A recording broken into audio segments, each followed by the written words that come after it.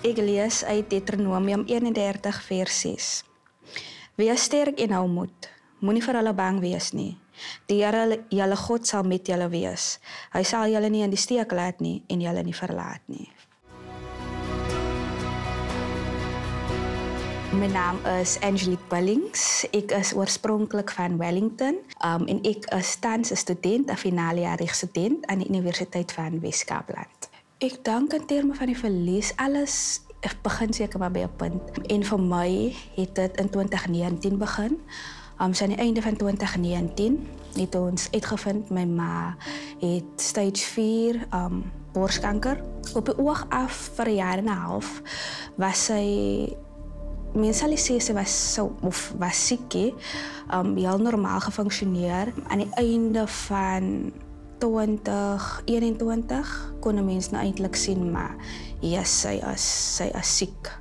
Aan die begin van 2022, April maand, die 27ste het my mami afgesterf. Ek dink dit was baie moeilik vir my gewees, want enige een wat vir my geken het en wat my ma geken het geweet ons was soos elkeen beeltjie. As jy die een sien, dan sien jy die ander een. En so 4,5 maande later het my wêreld eintlik maar heeltemal in mekaar gesak.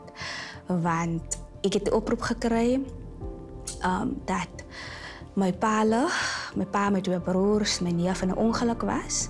En my pa, broer en my oudste broer Pieter en my neef Keen is op die toneel oorlede en my broer het later die aand, vroeg in die oggendure van die volgende dag afgesterf van die hospitaal.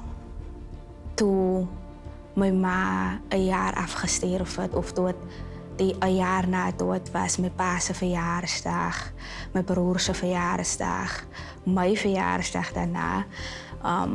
Was my groot een gewees, die groot 21, soos dit maar nou is. En ek dink uiteindelik daai het eers my begin insink, want toe is dit dat dinge begin normaliseer.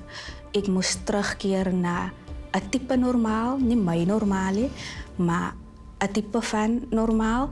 Ek moes teruggaan campus toe, ek moes aangaan met my studies en ek dink dat toe alles eintlik begin insink. En my verjaarsdag dink ek was eintlik hoe kan ek sê, een van die groot punte waar het gekom het waar ek eintlik besef het, maar hulle is nie meer hier nie, want ek en my ma het vanaf ek nou kan onthou beplan aan die groot partytjie. En ieweskielik die een persoon, of laat ek sê die een persoon nie, maar die mense wie ek eintlik graag daar sou wou gehad het, was sy eintlik daar om het mee te deel. En ek dink ons almal het 'n groot verrassing gekry. Ook daardie aand, my ma het vir my 'n brief gelos.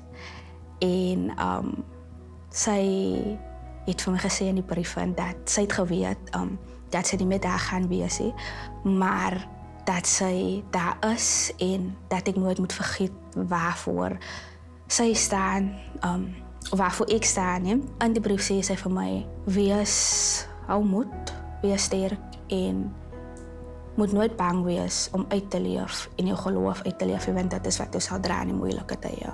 Ek dink wat my gedraai het is die mense om my. Eerstens, ek het baie goeie mense om my gehad wat my gedra het en wat vir my krag gegee het in tye wat ek gevoel het ek regtig nou nie meer kan nie. En dan dink ek ook om my fokus te verskuif het, as ek dit so kan stel, in die sin van om nie te fokus op alles wat weggeneem is van my af, maar of ook om te fokus op dat wat ek nog het en dat wat ek nog aanhou kry. En ook my ma, my pa, my broers, ons almal ideale gehad vir ons, vir wat ons in die lewe wou hê, wat ons wou doen. En ek dink om na te streef wat hulle wou gehad het en wat ek by myself wou gehad het, is wat vir my die krag om elke dag op te staan en aan te gaan en te sê, yes, dit is wat ons moet doen en ons gaan dit gedoen kry. My grootste droom is om geluk te vind en weer op 'n punt te kom waar ek die mooi kan sien in wie my ouers was, wie my broers was en die mooi kan sien in dat om my.